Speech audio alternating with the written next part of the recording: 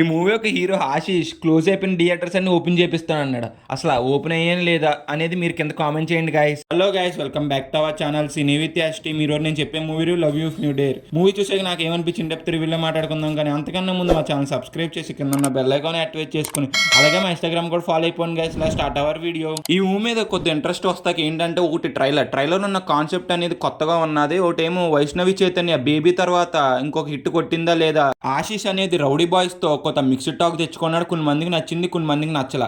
ఇప్పుడు లవ్ మీతో హిట్ తెచ్చుకున్నాడు లేదా అనేది ఇన్ డెప్త్ రివ్యూలో మాట్లాడుకుందాం. Coming to the story line, మన హీరో ఒక యూట్యూబర్. మనోడు ఏ దూలపని చేయొద్దని అదే దూలపని చేస్తాడు. ఒకరోజు ఒక ఫ్లాట్లో ఇందుమతనే దెయ్యం చచ్చిపోద్ది.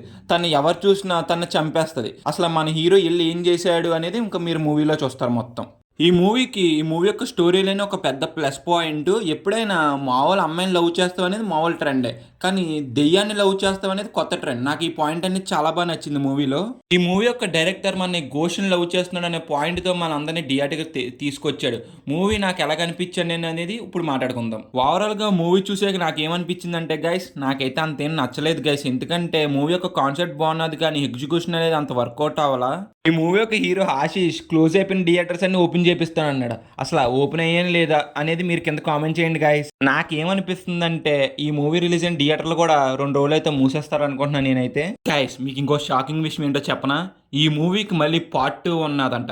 పార్ట్ 1తోనే తెలంగాణలో ఉన్న థియేటర్స్ అన్ని ఓపెన్ చేపిస్తాడు అన్నాడు. నాకు తెలిసి పార్ట్ 2తో ఆంధ్రాలో ఉన్న థియేటర్స్ అన్ని క్లోజ్ చేపిచ్చేస్తాడు అనుకుంటా నాకు తెలిసి ఆశీష్ బ్రో ప్రతి ఒక్కళ్ళు అంతే. ఒక మూవీ వచ్చిందంటే మళ్ళీ దానికి సెకండ్ పార్ట్ ప్లాన్ చేసేస్తున్నారు. ఎందుకు బ్రో మా మీద అడిపోయిన మమ్మల్ని చంపుకుని తింటాక తప్పించి 150 రూపాయలు బొక్క.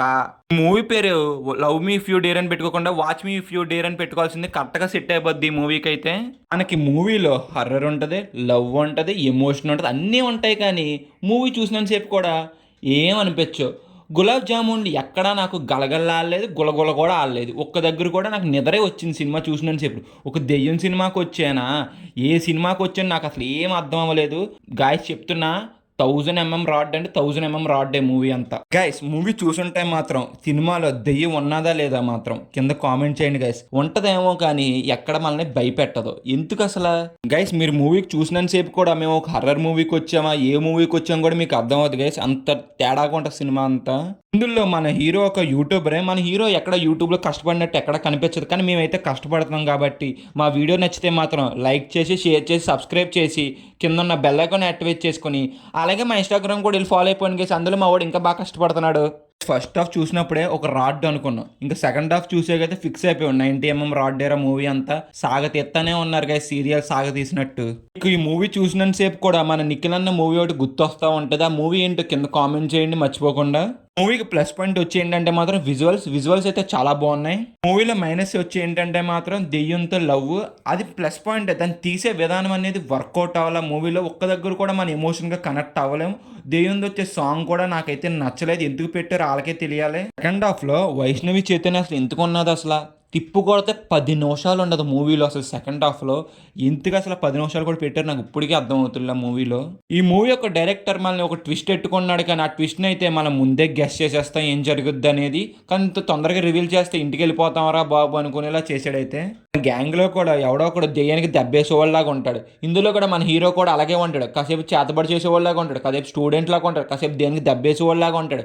ఎలాగోలాగా దేనికైతే దెబ్బేసేస్తాడు.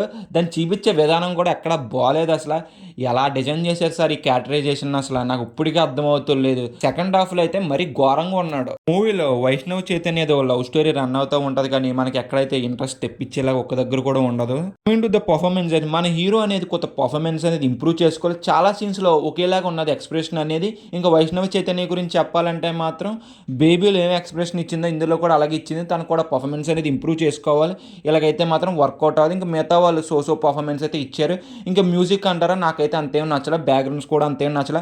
ఎడిటింగ్ వర్క్ కూడా అంతేం బాగాల. చాలా సీన్స్ అసలు ల్యాగ్ చేసినట్టు అనిపించింది నాకు. అయితే కొత్త కట్ చేస్తే బాగుండు. ఇంకా డైరెక్షన్ అంటారా 2 వరస్ట్ ఉన్నది.